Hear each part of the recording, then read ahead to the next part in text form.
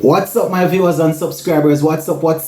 Welcome back to another video. Hope you guys are doing okay. Hope you're enjoying the day so far. It's a beautiful Thursday evening, and I just want to say shout out to you all, shout out to everybody that is listening to the video. Just remember now, you need to subscribe if you haven't subscribed. Alright, so a couple of things that we're going to be taking a look at in this video.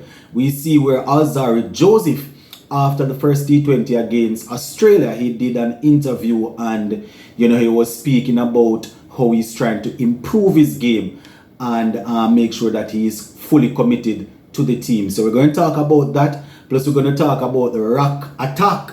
Yes, my peeps, Rakim Cornwall scoring a double century in a T20 game. I think it was yesterday. Those who were actually on the live yesterday, you would have heard a couple of persons talking about it on the live show, but I have the actual numbers here. Just going to share it with you guys, and then we're going to finish up with some other West Indies housekeeping stuff. You understand? So make sure you watch the video until the end, and don't forget to give the video a like. So let's kick things off with Alzarri Joseph, my viewers and subscribers. Alzarri Joseph, he has been improving steadily. You understand? Doing his thing in Test cricket. He has been our best ODI bowler for a little while now.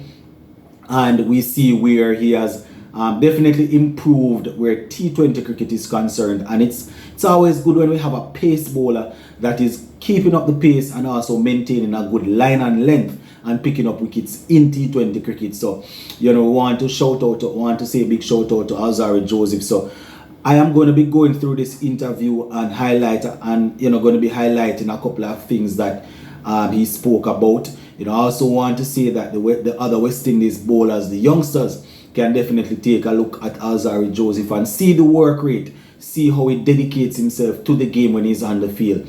People like Jaden Seals, and these guys coming through, the youngsters, Matthew Ford, these young pace bowlers. Alzarri Joseph is a good example to look at and to see how to play your cricket as it relates to how you carry yourself on the field. Always looking disciplined in terms of bowling and all of that. We know he struggled with bowling short for a period of time now, but it seems as if he's improving on that. So this is what he had to say, my viewers and subscribers, after picking up a couple of wickets against Australia. You will remember that I think he had 2 for 17 4 overs and made 7 runs in that first T20 that was played on Wednesday, yesterday. So this is what he had to say, and I quote, "For me, it's always about trying to add that 1% every day. Keep on trusting the process, keep on training hard, and keep doing what I need to do to get the success."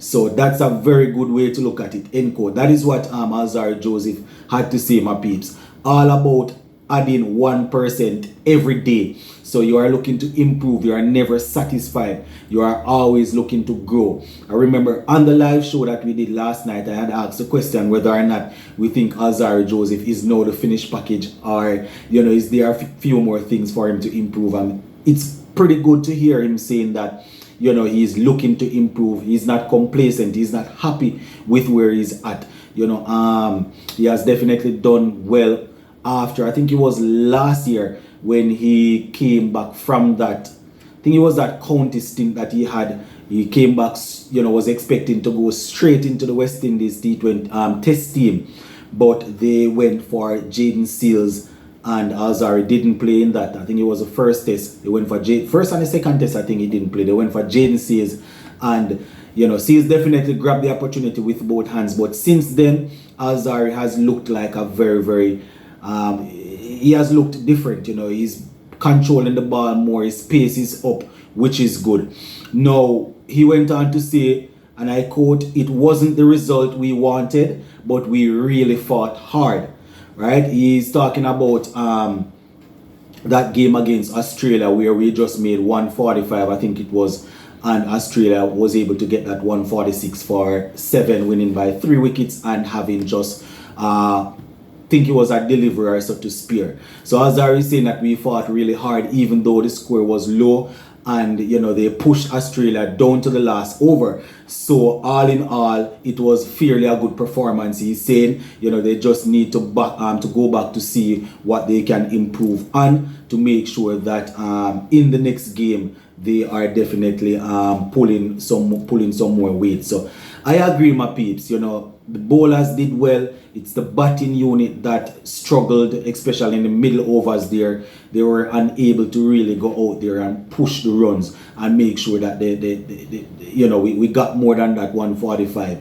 After getting a little start from Kyle Mayers, we weren't able to capitalize.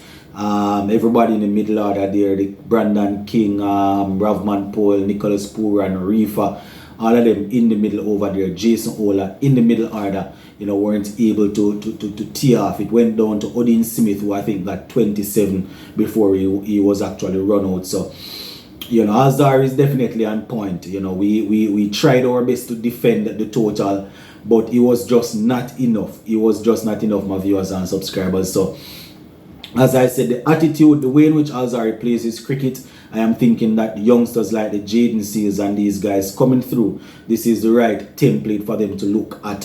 He usually keeps himself in good shape, and he throws himself around in the field and he offers himself with the bat and all of that. So looks to be the Alzarri that we definitely want to see where West Indies cricket is concerned. So yeah, that is it where Alzarri is concerned, my peeps. Just before we finish off to talk about Rakim Cornwall.